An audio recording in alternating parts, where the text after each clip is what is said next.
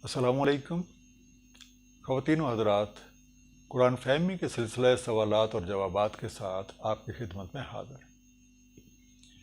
आपने ये मुशाहिदा किया होगा कि माह रमज़ान में कुछ खुसूसी इबादत का बंदोबस्त किया जाता है और इनमें से ख़ास तौर पे नमाज तरावी का एहतमाम जो है वो एक ख़ास अहमियत रखता है। माह रमज़ान के शुरू होते ही तरावी की रकतों के बारे में बहस मुबासा शुरू हो जाता है और बाज़ औक़ात इसके अदा करने के औक़ात के बारे में भी सवालात उठाए जाते हैं। आज हम ये जानने की कोशिश करेंगे कि तरावी की हकीकत क्या है और हम इसे किस तरीके से अदा करें कि माह रमज़ान का जो असल मकसद तक़वा और अल्लाह ताला की कुर्बत का हसूल है वो हमें हासिल हो जाए। मेरे साथ तशरीफ़ फरमा हैं जनाब अली असगर साहब और मैं उनसे दरख्वास्त करूँगा कि इस सिलसिले में बराए करम हमारी रहनुमाई फरमा दें। बिस्मिल्लाहिर्रहमानिर्रहीम। इय्याका नअबुदु व इय्याका नस्तईन इहदिनस सिरातल मुस्तकीम। बहुत शुक्रिया जनाब, आज के प्रोग्राम के लिए आपने दावत दी और मौजूदा सिचुएशन के मुताबिक चूँकि माह रमज़ान जारी व सारी है और इस सवाल पे अक्सर लोग उलझे हुए रहते हैं और बहुत सारे उलमाए कराम से राब्ते भी होते हैं। हम कोशिश करेंगे कि इसका जो असल मकसद कुरान के मुताबिक है वो वाज़े कर दिया जाए। सबसे पहली बात जो मैं वाज़े करना चाहूँगा वो ये कि इस तरावी के हवाले से ना तो इसको सुन्नत कहा जा सकता है ना ये नवाफिल में है, और ये जहन क्लियर कर लेना चाहिए कि इसको सुन्नत तरावी अगर होती तो रसूलुल्लाह सल्लल्लाहु अलैहि वसल्लम अपनी हयात तय्यबा में ये करवा के जाते। इस बात की वजाहत की तरफ जब हम जाते हैं तो कुरान करीम में सूरह अल-बकरा आयत नंबर 185 शहर रमज़ान अल्लज़ी उन्ज़िला फ़ीहिल कुरान, ये रमज़ान का महीना वो है जिसमें कुरान नाज़िल हुआ और लोगों की हिदायत के लिए और बैनात के लिए। आयत आगे लंबी है। मकसूद ये है कि रमज़ान के महीने में कुरान का नज़ूल की बात की गई है। अब नज़ूल से मुराद ये है कि कुरान की अंडरस्टैंडिंग रमज़ान के महीने में बहुत आसानी से हो जाती है। आपने ये गौर करना है कि रमज़ान के अंदर हालात वाक़यात इस तरह से होते हैं कि लताइफ़ जो हैं वो तबीयत पे हावी रहते हैं और कम खाना, कम सोना और एहतियात के तकाज़ों के मुताबिक तबीयत पे लताफ़त तारी रहती है। तो जब तक लताफ़त के साथ रहेंगे तो कुरान का समझना भी आसान हो जाएगा। 8 तरावी और 20 तरावी के हवाले से ये वाज़े करना चाहूँगा कि जो लोग 8 पढ़ते हैं वो भी एंड पे ख़त्म कुरान का बंदोबस्त करते हैं, जो लोग 20 पढ़ते हैं वो भी ख़त्म कुरान करते हैं। अब रसूलुल्लाह सल्लल्लाहु अलैहि वसल्लम की हयात तय्यबा में इसको रेगुलरली अदा नहीं किया गया और ये रिवायत मौजूद है कि इसे हज़रत उमर फ़ारूक रज़ी अल्लाह अन्हु के दौर में इसको जमात की शक्ल दी गई। हम इस बात पे हमें ज़रा भी शक नहीं होगा कि हज़रत उमर फ़ारूक रज़ी अल्लाह अन्हु जैसी बड़ी हस्ती रसूलुल्लाह सल्लल्लाहु अलैहि वसल्लम से कहीं तक़द्दुम करे, कहीं उनसे आगे जाने की कोशिश करे, तो इस बात की वजाहत भी करेंगे कि इसको जमात की शक्ल दी गई तो इसके पीछे क्या हिकमत थी। लफ्ज़ तरावी जब जहाँ से इस्तेमाल किया गया इसके हवाले से यह है कि इसका लुगत और ग्रामर में जब तरवी का लफ्ज़ इस्तेमाल किया जाता है तो उसे रिक्रिएशन या रिफ़्रेशमेंट के लिए या रिलैक्स होने के लिए, तो जो 4 रकतों के बाद हम थोड़ा सा वक्फ़ा लेते हैं जिसे तस्बीह तरावी का नाम दिया जाता है, तो वो दरमियान में वक्फ़ा होता है रिफ़्रेश होने के लिए।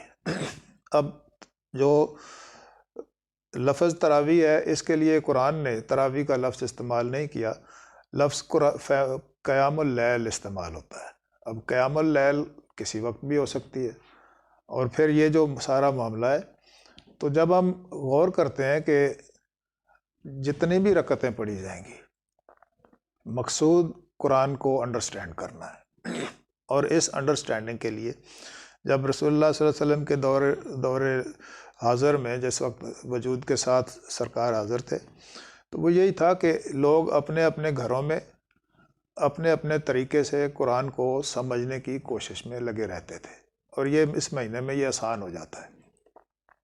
حضرت عمر فاروق رضی اللہ عنہ نے جب یہ معاملہ دیکھا کہ سب لوگ اپنے اپنے طور سے کام کر رہے ہیں، تو انہوں نے آسانی پیدا کی۔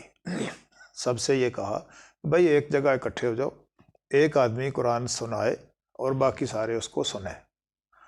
اور جب یہ سنانے کی جو ترتیب دی گئی، اسے کہا اس کو نماز کی شکل دے دو کہ امام صاحب تلاوت کریں، مقتدی حضرات اس کو غور سے سنیں۔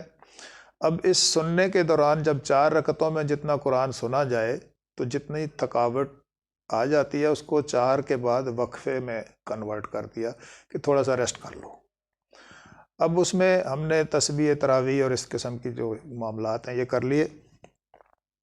بہرحال ہم واپس اپنے اس پہ آتے ہیں کہ قرآن کریم کو جو سمجھنا ہے یہ مقصود سمجھنا ہے، چاہے یہ 8 رکعتوں میں کریں، 12 میں کریں، 20 میں کریں، بعض جگہوں پہ اس سے کم اور زیادہ کی تعداد بھی بتائی گئی ہے۔ تو مقصود یہ اوپر نیچے ہونا نہیں ہے، مقصود قرآن کا سمجھنا ہے، انڈرسٹینڈ کرنا ہے۔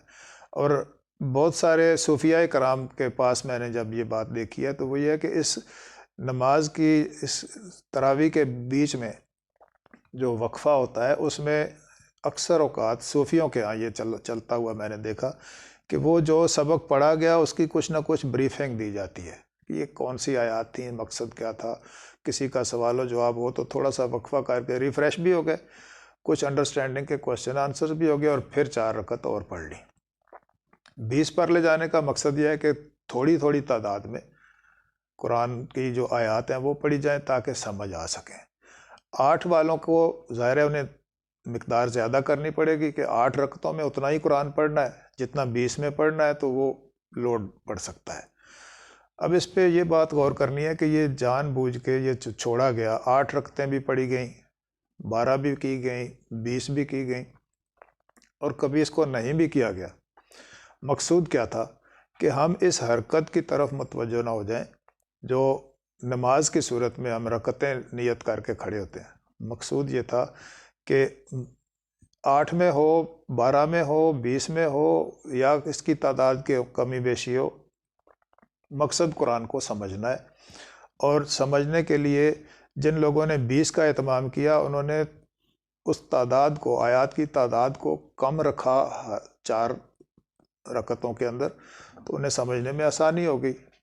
اب آنے والے لوگوں نے اس کو جب سمجھنے کی کوشش کی بجائے اس کو 20 پہ توجہ کر لی۔ ہمارے اسلاف تو 20 پڑھتے ہیں، ہم تو وہی کریں گے۔ میرے کچھ امریکہ میں دوست ہیں، انہوں نے ایک دفعہ یہ سوال کیا، کلاس چل رہی تھی، تو انہوں نے کہا جی ہمارے لیے ایک مسئلہ پیدا ہو گیا ہے، اس کا حل کر دیں۔ پوچھا کیا مسئلہ ہے؟ کہنے لگے جب ہم امریکہ میں اپنے اسلامک سینٹر میں جاتے ہیں تراویح کے لیے تو راستے میں ایک جگہ آتی ہے، وہاں لکھا ہوا ہے 8 تراویح، اور ہم بچوں کو لے کے چلتے ہیں 20 والی۔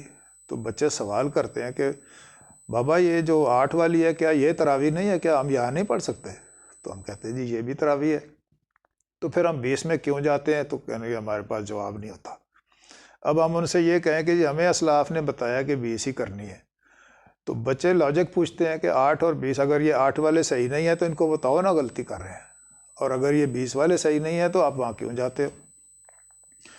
ان سے جب میری بات ہوئی تو میں نے ان سے یہی عرض کیا کہ بچوں کو یہ سمجھائیں کہ یہ مقصد رکعتیں ادا کرنا نہیں ہے، مقصد قرآن کو انڈرسٹینڈ کرنا ہے، اور جس طرح سے یہ آسانی سے ہو جائے۔ 20 رکعتوں میں آسانی سے ہو سکتا ہے، 8 میں ہو سکتا ہے، 12 میں ہو سکتا ہے، اس کی تعداد فکس نہیں ہے۔ قرآن کو اگر آپ انڈرسٹینڈ کرنا چاہیں گے تو یہ شہر رمضان الذی انزل فیہ القرآن، کہ اس رمضان کے مہینے میں قرآن کا نزول ہوتا ہے۔ اب یہ ہوا ہے اور ہوتا ہے کو میں جان بوجھ کے یہ کہہ رہا ہوں کہ یہ نزول ہوتا ہے، اور جب کوئی اس کو انڈرسٹینڈ کرنے کی کوشش کرتا ہے تو رمضان کے مہینے میں جتنے اس کے معنی، مفاہیم اور اندر کی بات کھلتی ہے، یہ عام حالات میں نہیں کھلتی۔ کیونکہ بندے کی توجہ بھی ہے اور آؤٹر ماحول بھی ایسا بنا ہوا ہے کہ ہر شخص اس میں ملوث ہے، اور ماحول کی وجہ سے بہت آسانی ہو جاتی ہے۔ تو مقصد تراویح کا نماز پڑھنا نہیں ہے، تراویح کا مقصد ہے قرآن کو سمجھنا، اور جب قرآن سمجھ میں آئے گا عمل ٹھیک ہوں گے، تقویٰ بھی آئے گا، اللہ کی قربت بھی ہوگی۔ یہ ساری باتیں قرآن کی سمجھ سے کے مطابق ٹھیک ہوتی ہیں۔ اس کو اگر اور ہم آسان کرنا چاہیں گے تو سورہ القصص کی 85 نمبر آیت میں کہ ان الذی فرض علیک القرآن لرادک الی معاد، بے شک وہ ذات جس نے تم پر قرآن فرض کیا ہے تاکہ تمہیں لے جائے معاد کی طرف۔ قرآن فرض ہوا ہے۔ جب ایک فرض کو ہم عام طور سے فرض ہی نہیں سمجھتے تو پھر اس کے لیے یہ ہے کہ رمضان کے مہینے میں تھوڑا سا آسانی سے سمجھ میں آ سکتا ہے۔ تو مقصد نماز پڑھنا نہیں ہے، مقصد قرآن سمجھنا ہے اور قرآن کے مطابق عمل کرنا ہے، اور اسی سے تقویٰ بھی ملے گا، پرہیزگاری بھی ہوگی، اللہ کی قربت بھی ہوگی، اور حقیقت اسلام بھی سامنے کھلے گی۔ اللہ تعالیٰ ہمیں سمجھنے کی توفیق عطا فرمائے۔ سر بہت شکریہ، اللہ تعالیٰ آپ کو جزائے خیر دے، اور اللہ کریم ہم سب کے علم میں اضافہ کرے، اور جتنے خوبصورت طریقے سے آپ نے یہ وضاحت کی ہے، مجھے امید ہے کہ ہمارے جو ناظرین ہیں انہیں بھی اس کانسیپٹ کی صحیح سمجھ آ گئی ہوگی۔ السلام علیکم ورحمۃ اللہ۔